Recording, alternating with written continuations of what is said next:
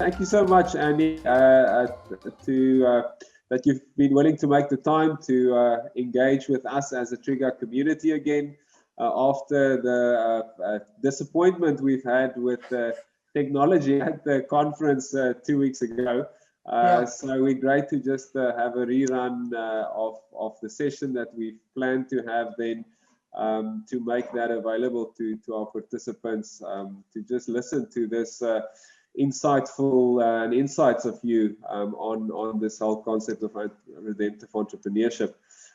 Andy, I think to start off, it will be great if you can just give a brief introduction of yourself, and I think specifically the organization Praxis you're involved with. You can just briefly tell us a bit about that. Yes, I have the great joy of working for Praxis, which is an organization that seeks to accelerate what we call redemptive entrepreneurship, and we'll define that as we go here. We work with entrepreneurs to some extent from all over the world, though especially in North America, the US. And I'm the partner for theology and culture. We believe that our faith, the way we think about God, which is theology, should shape what we make in the world, which is culture. Before I did this work, I had been a journalist and an author for a number of years, and still write books. And the first big book that I wrote was called Culture Making. And the sort of central idea was that our Christian calling is not just to condemn the world or condemn culture, and it's not just to consume the world or consume culture, but it's actually to create culture. That we're actually meant to be agents of creativity, and I would say cultivation as well, kind of caring for the world. And so that book came out in 2008, and a few years later, two young entrepreneurs met one another through a mutual friend and started imagining this organization called Praxis. So in a way, I have the great joy of working for an organization and with people, entrepreneurs, who actually are living out what I wrote about, which is the creation and the cultivation of culture through starting new ventures in the world. So it's a really amazing joy, and I'm learning a lot every day as I work with our fellows and our community. Great, thank you, Andy. Love the idea of just not just condemning. We so often just know what we're against, but not what we're for, but actually creating. Exactly. And, Exactly. and yeah, looking forward to also just dive deeper into the redemptive entrepreneurship framework, and also see how that shapes our lives as entrepreneurs. So Andy, as we move to that, please share with us this concept, this frame that you've developed of redemptive entrepreneurship. How should that influence and frame our lives as entrepreneurs? Yeah, I'll share some slides here as we talk about kind of this core idea of redemption. I mentioned kind of our calling to create culture, and of course, all entrepreneurship is about creating something new into the world. But then there's this other important language that we think of as a theological word, you might say, a religious, or even it is a biblical word, to be redemptive. And the more that we've thought at Praxis about what we are specifically called to create, that is, you could make all kinds of things. You could start all kinds of ventures, businesses, and nonprofits. What quality should they have if we're really living out our faith?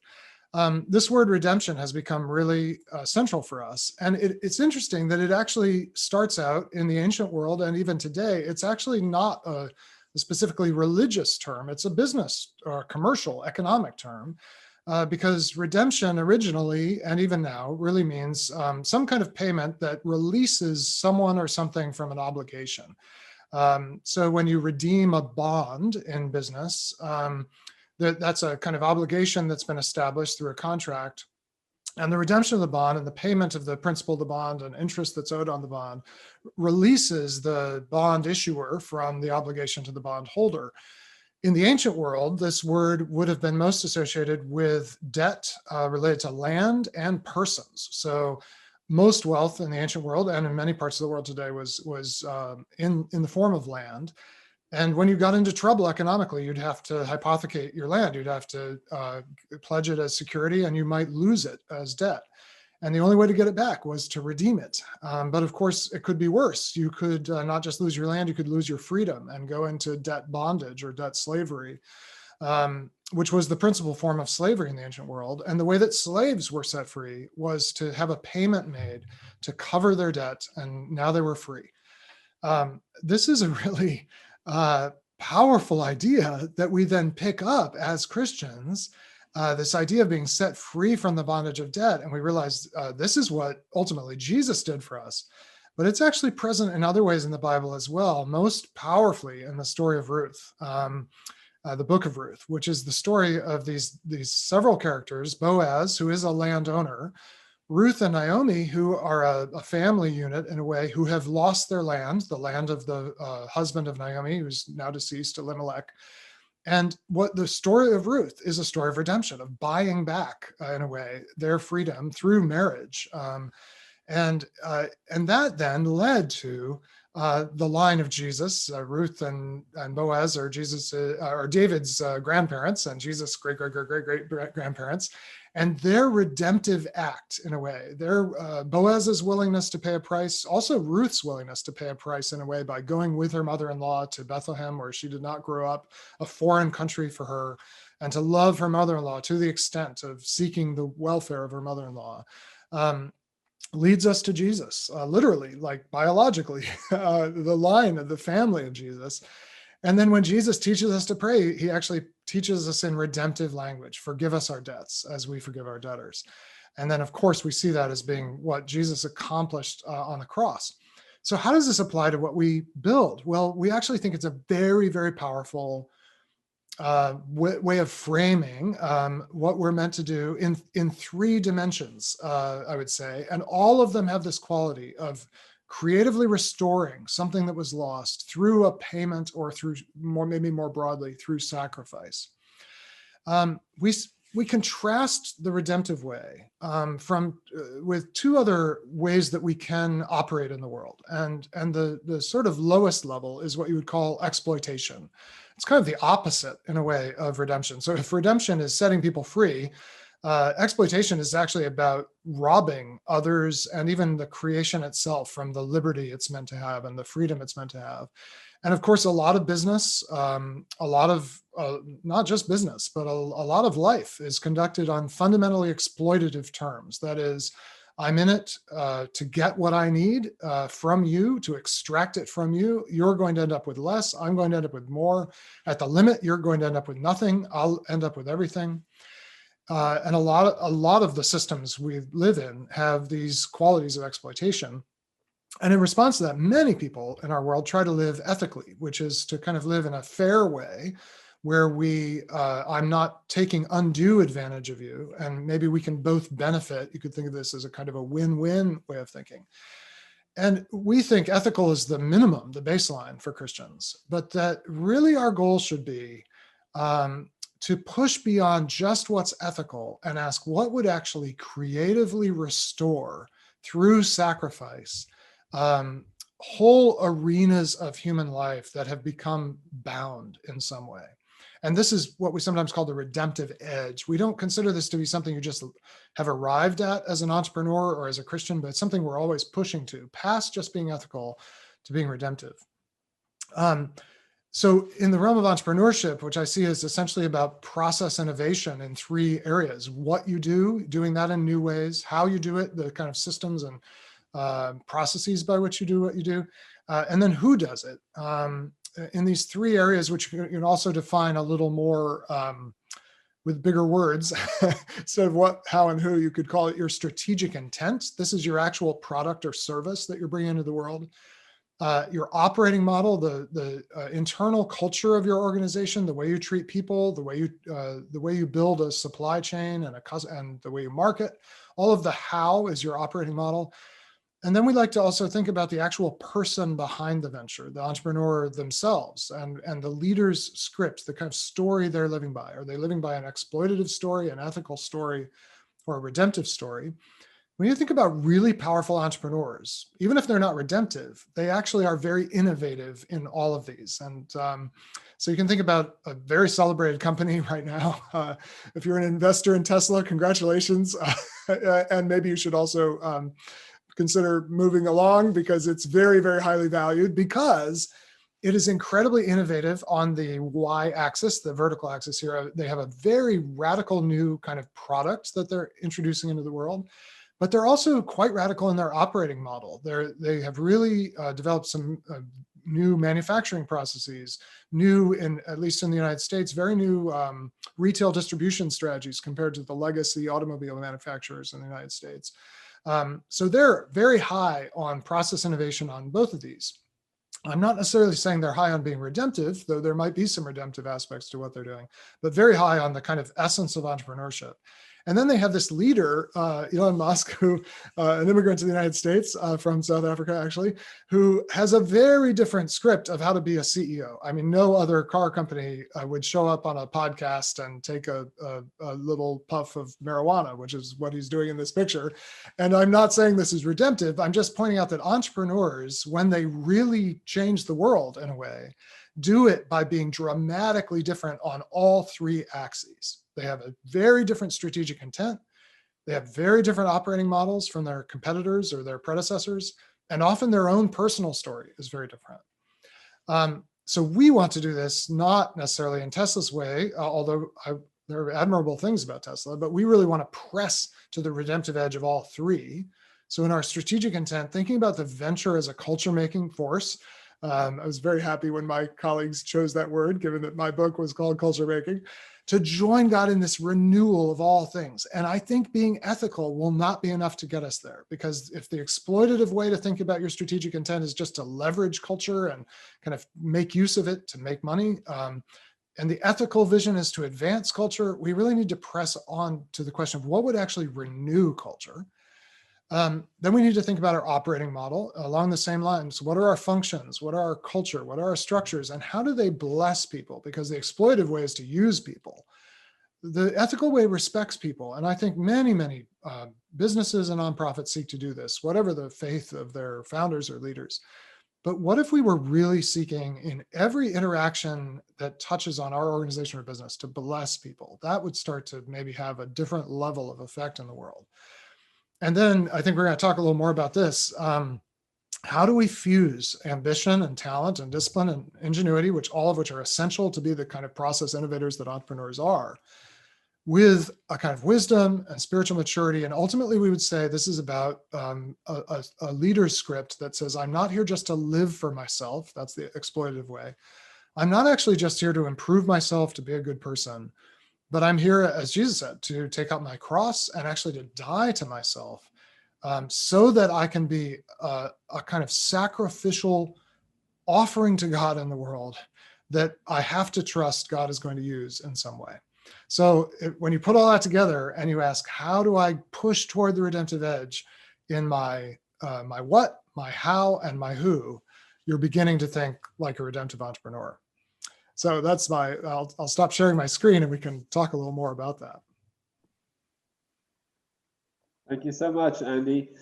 Yeah, such powerful concepts. Talking right to where we find ourselves in this day and age in terms of exploitation, and even a lot of talk moving towards being more ethical. But what's really lost is being redemptive, and this is so powerful. Andy, thinking about the entrepreneur and how this applies to a leader, you've got these three concepts of ambition, ingenuity, and hope. Can you unpack them for us? Talk to us just about why these are so important, and how they should shape us as entrepreneurs. Yeah, so ambition, is a really complex topic for followers of Jesus Christ. Because if we've had the conversion that leads us to be a follower of Christ, we know that our own ambition can be very misdirected. And we have, of course, we have the kind of example of the 12, at least some of whom were very ambitious. James and John come to Jesus and they say, Lord, when the messianic banquet happens, when you come into your kingdom, we want to sit on your right hand and on your left. And Jesus basically says, you have no idea what you're asking. And maybe you will sit on your right and my right and my left, but you have to reframe ambition. But that does not mean that we discard ambition. It just means that we redirect it. And I think to be an entrepreneur, you have to be ambitious. That is, you have to seek to achieve something difficult and noteworthy in the world. But the question is, on whose behalf, to what end? And for us, our ambition has to be deeply, deeply cleansed, you might say, and converted and redirected, that the person on whose behalf we're ambitious is our Lord Jesus. And the end that we are ambitious for is embedded in the Lord's Prayer. May your kingdom come, your will be done, your name be hallowed on earth as in heaven. And when you think about these three things, what would it mean to have ambition for your strategic intent, for your product or service, to be as redemptive as possible? That actually requires a great deal of focused ambition to push beyond the easy exploitative realm, or even the ethical realm that might be easy to identify, and ask what would be actually profoundly renewing for all of culture, whether I work in agriculture or in fashion or in technology. That requires a huge amount of ambition. And same thing for your operating model and for your own life. It's just that our ambition gets turned in a totally different direction. To get there, so you mentioned ingenuity, that's the process innovation side, so I think it's important to distinguish entrepreneurship from just small business or even SME, kind of small and medium-sized business. There are many businesses who very appropriately just replicate business models that are already available. In the United States, for example, we have car washes where people can bring their car to be cleaned. And most of those are operated by small business owners, and they basically just buy a set of equipment and run the business. It's an established business model. It's not wildly profitable. They don't have ambitions to scale. They own and run a car wash, and that's a perfectly good thing for someone to do ethically, you might say. But what would process innovation look like for this function of cleaning people's cars? Well, it might involve new technology. It might involve very different culture that you create in the organization, or the way you treat your customers when they arrive.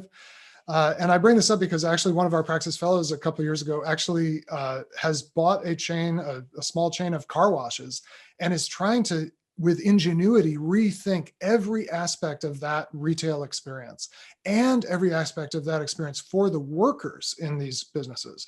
These in the United States, and I would imagine many places around the world, are not high status businesses, and they're not high status occupations. And so often they're a job of last resort. And he's asking, his name is Thomas Kim, and he's asking, how do I actually create a car wash that generates enough economic value that it becomes a ladder to the middle class in our country, out of the working class, and gives dignity and honor to the workers who do this work? That's radical in the car wash world. And it's ingenuity, right? There's no easy answer, and there's no preset model. And then why would you do it? Because you have a longer horizon of hope than your competitor, basically. Your competitor shows up to make a profit today, this quarter, maybe this year. The great gift we have as Christians is actually to have a longer horizon of return, and believe that God is acting on scales of history that we can't see. And so we're willing to take bigger risks and try things that may be more sacrificial in the real confidence that in God's economy, some things that might seem very sacrificial, like Boaz giving up his own line and taking on the line of Elimelech, will actually lead to blessing even for many generations beyond us. So I think redemptive entrepreneurship has to have a much longer time horizon of the ultimate return we're seeking. Does that make sense? Yeah, that's excellent. Thank you so much, Andy. I love this that you said about ambition. The two core things there is it's for who and for what. And I think that Yeah. that makes all the difference, right? Because Yes. it's so often one think that you're doing it for God, but it's actually for yourself. It's actually building your own kingdom, building your own ego. But that is something we should look at very closely to ensure that we're doing it for God and that we're actually ambitious for God. And it just makes so much sense that ambition can be good in that sense, and we should actually be more ambitious if we are ambitious for godly things and rooting Yes. injustice and all the other evils that we see Yes. amongst us. I like the idea of ingenuity and how you explain that.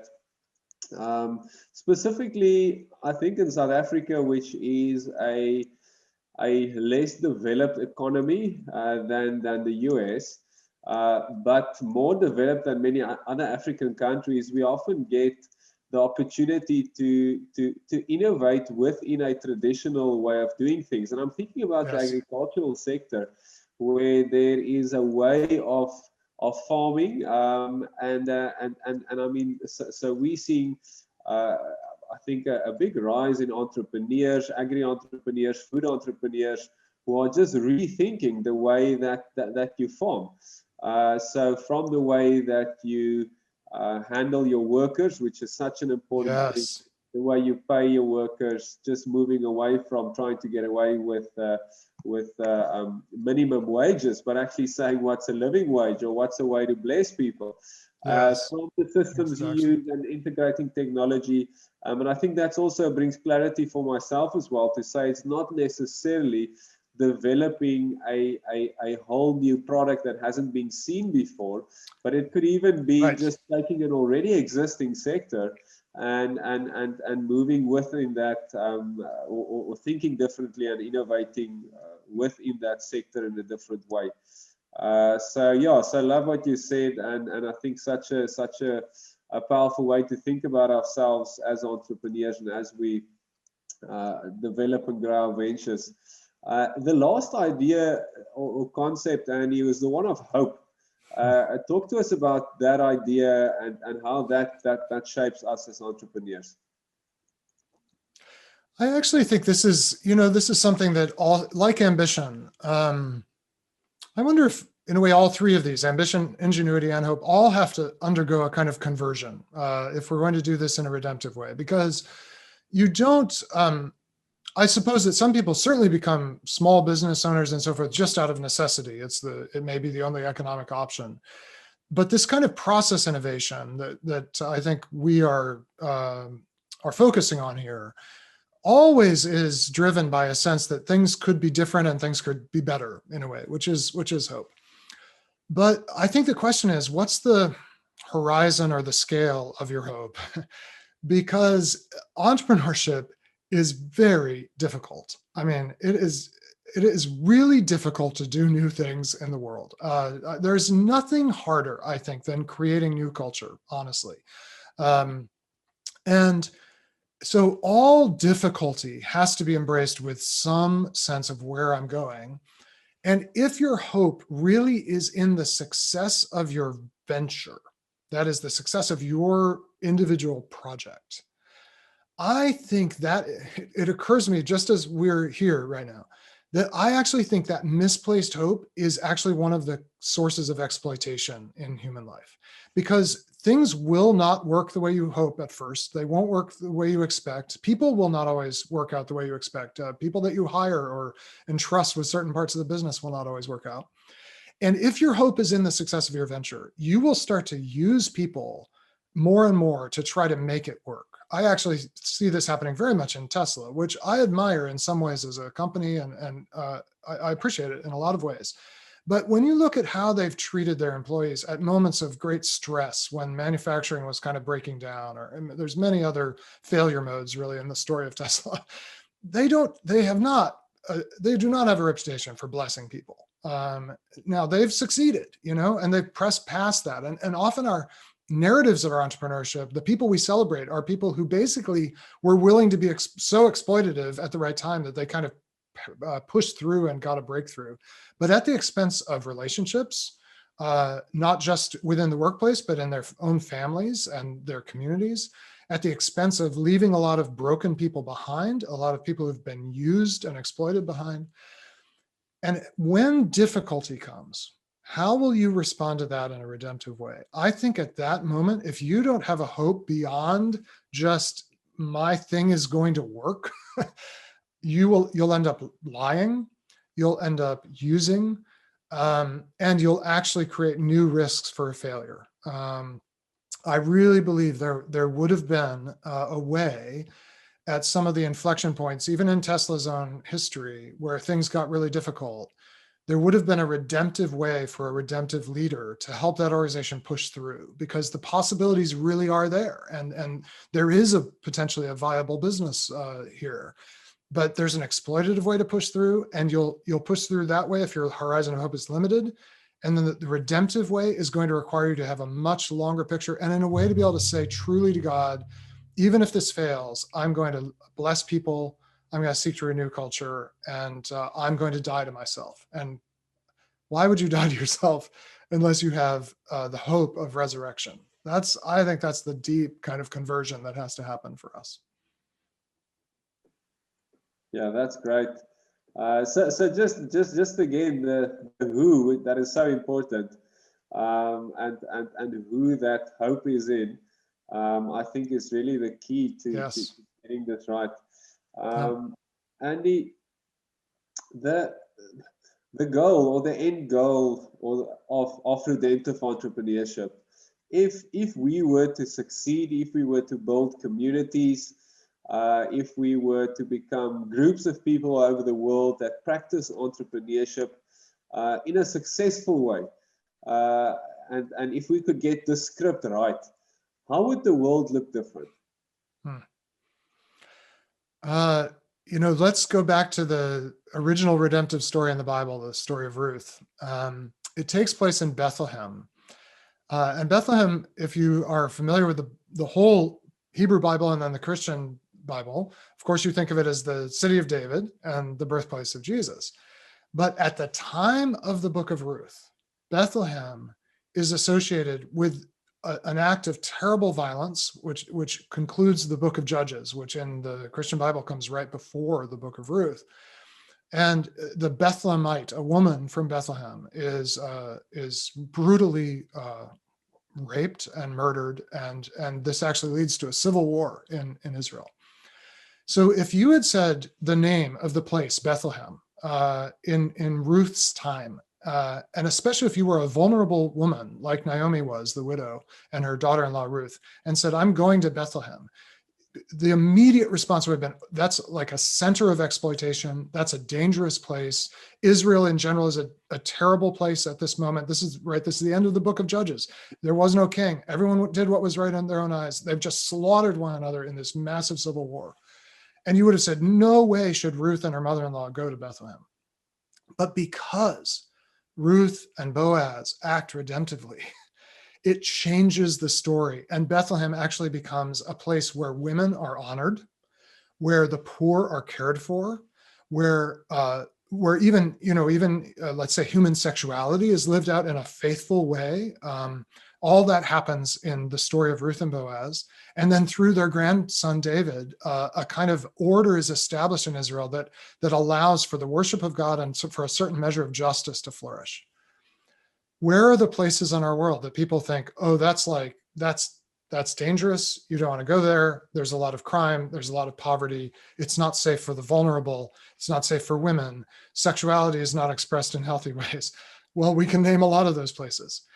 One of the most powerful things I heard in your virtual summit was about changing the narrative of Africa, sub-Saharan Africa, which for us in the US often is associated with limits and with corruption and violence, and as you said, less development. We could have a longer conversation about that. But if we did what we're called to do, the meaning of our places would be totally transformed. And generations from now, instead of people having these associations of violence and exploitation with with nations, with cities, with communities, those places would be associated with justice and possibility and flourishing. That's what's at stake in our world. And it's why we have to commit, we have to have the level of ambition and ingenuity and hope to be redemptive entrepreneurs. Sure, that's so powerful, Andy. I take those words as a blessing and as a prophecy for us as well. Just to say that is, if we and as a community and as many more communities in South Africa and Africa can be these type of entrepreneurs, that is the change that we can see. Yes. So really exciting, I think, just for us as a country as well, being at a place Yes. where there's really a lot of the things that you mentioned now, and a lot of people walking around with little hope, and people leaving the country, and people thinking, would this be just another a failed African state, as is so often referred to some of the other African countries. And it's really up to us as redemptive entrepreneurs to take up this mandate and walk with this. And something that I also heard you mention a few times is this idea of a longer horizon and generations to come. I mean, if you could take a wild guess, in this generation or in the coming years, I'm thinking about, Malcolm Gladwell writes about the tipping point. How long is it going to take to see a tipping point? And what do the tipping point look like? Are we working for this generation? And as we know, God can do anything in a moment's time. But we'd love to hear just sort of your take on that. Wow. Well, of course, I don't know the immediate future, or even the medium-term future. The only thing I know, I guess I know, I trust, believe that Jesus is Lord and is returning to redeem and reclaim this planet and this cosmos and his sons and daughters. What's going to happen between now and then? I'm not sure. I do know that when the Bible speaks of blessing, it speaks of it in almost always in multi-generational terms. We have, of course, this distortion, unfortunately, in some of our churches called the prosperity gospel, that speaks as if God's blessing is just meant in very material terms for me now, and that's not right and not biblical. But it has struck me that the Bible doesn't have a prosperity gospel the way that is sometimes taught today. But it does have what I might call a posterity gospel. Posterity is the word for your legacy. It's the word for the generations that come after you. And the Bible does promise blessing. And it's really interesting. Remember, I, the Lord, the one who visits the iniquity of the fathers on their children and their children's children, but my blessing on thousands of generations of those who love me and keep my commands. So there's this asymmetry. And we actually literally know how this works neurologically in the human body-soul complex, that trauma, the infliction of violence and exploitation, does damage through the generations to an extent. That is, it doesn't just affect the individual, it affects their children and might well affect their grandchildren. And we can actually measure this, and it even has literally what we call epigenetic effects. But it quickly dies out in its effects, whereas blessing has this ability to actually grow over, God says, 1,000 generations. So I think what we can hope for is not necessarily any particular improvement in social conditions right around us, because it's very hard to know. I mean, Jesus looked at Jerusalem and he said, in 2 generations, every stone is going to be fallen in this city. And that was true. And that was the end of the world as the disciples knew it. And he did not promise it was all going to get better. But the movement of love and the family of God that was being built at that moment, the blessing of that has literally connected you and me over, we're about how many generations later, about 100 generations later, you and I are now connected to one another. We're seeking to be agents of blessing in the world because of what was happening, even as much around Jesus and his disciples and the Roman Empire crumbled.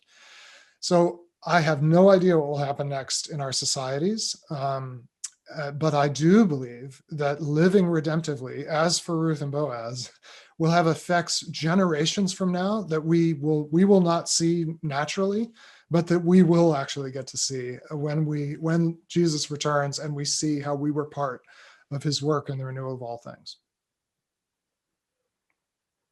Well, that's great, Andy. So powerful. Thank you so much. I think so, just such a